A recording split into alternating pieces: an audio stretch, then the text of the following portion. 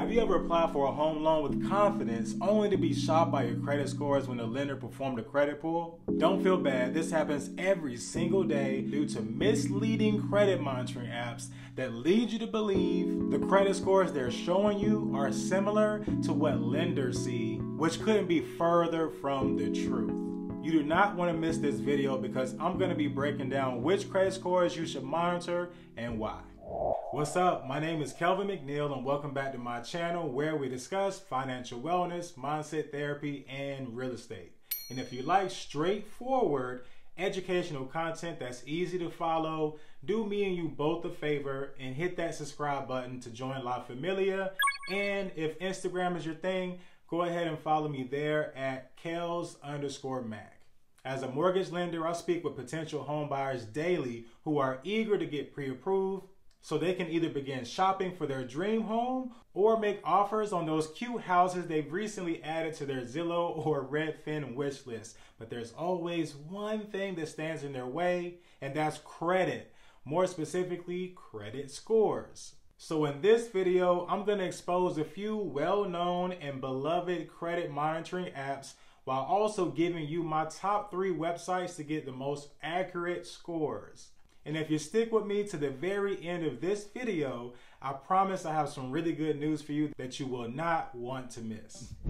First things first, I want you to understand the difference between VantageScores and industry scores. So to help paint the picture, let me be the first to tell you that your real credit scores aren't free. What the hell are you talking about?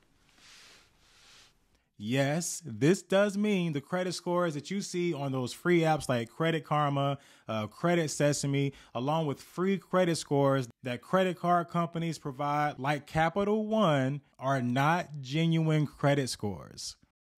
What you mean it ain't real? Now stick with me and I promise it'll make sense in a minute. So back in 2006, the 3 credit bureaus created their own credit scoring system in response to the demand by the government, which was forcing them to provide free credit scores to consumers. So they came up with their own credit scoring model designed to simply educate us consumers about our credit worthiness, which is why the VantageScores is also known as your consumer scores. But there's one glaring issue. Please, go on. Virtually no lenders use these scores. Instead, they use industry scores, which is also known as your FICO scores, your FICO scores, which were created by Fair Isaac Corporation. But for the sake of this video and trying to keep it as short as possible, I'm not going to bore you with any more historical facts, but just know your FICO scores are the only scores that matter. So you should stop wasting your time with apps like Identity IQ, yes, and Smart Credit. These are paid apps that show you your Vantage scores. The key thing here to know about FICO scores is there are several different models that may be used depending on the different lending situations, with your FICO 8 being the industry standard. So whenever you hear a lender or bank ask you what your credit score is, the most universally recognized would be the FICO 8.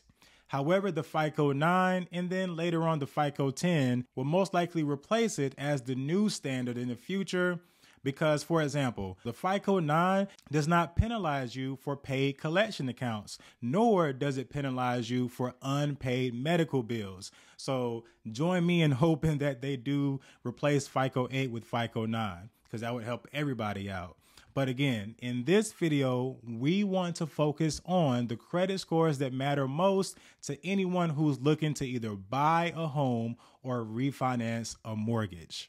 These scores, my friends, are known as your mortgage scores. So with Experian, it's your FICO 2. With Equifax, it's your FICO 5.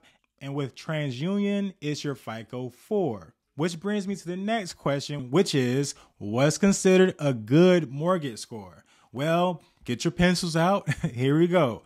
A 580 to a 669 is considered fair.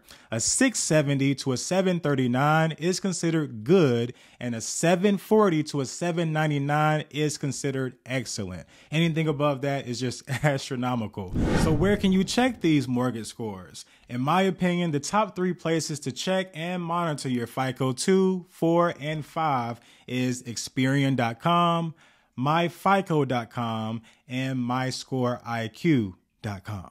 On any of these 3 websites I just mentioned, you'll get access to your FICO scores. And if you want a 7-day free trial for MyScoreIQ, which is my favorite because it allows you to check all of your industry scores in a 3-in-1 format, you can go ahead and look down in the description below this video or visit tinyurl.com/industry scores. So now that you know which credit scores to check and monitor and how to access them, I have some good news for you. Now, when you're dealing with these big box retail mortgage lenders, you'll frequently hear them say, or even some realtors may say, that they want you to have at least a 640 to get approved for a mortgage loan. Well, I'm here to tell you that isn't your only option, and you can have lower scores to get approved. Now, for me as a mortgage loan officer, that's a part of the largest mortgage brokerage in the nation, which you see here, I actually have access to hundreds of wholesale lenders and thousands of loan products,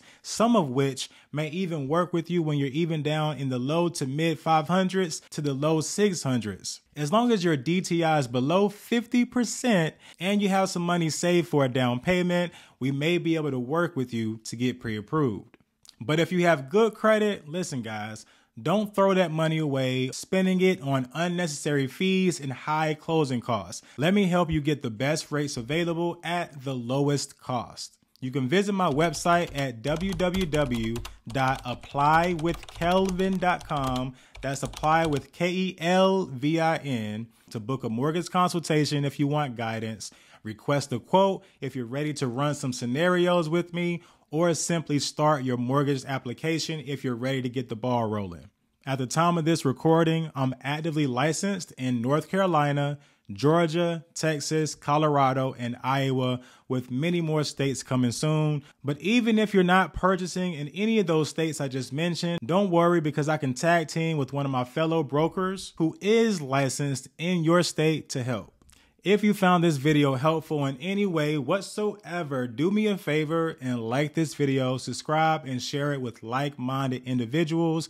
And you know the drill. I hope you guys enjoy the rest of your morning, afternoon, or evening, whatever time of the day it is. Thanks for watching, and I'll catch you guys on the next video.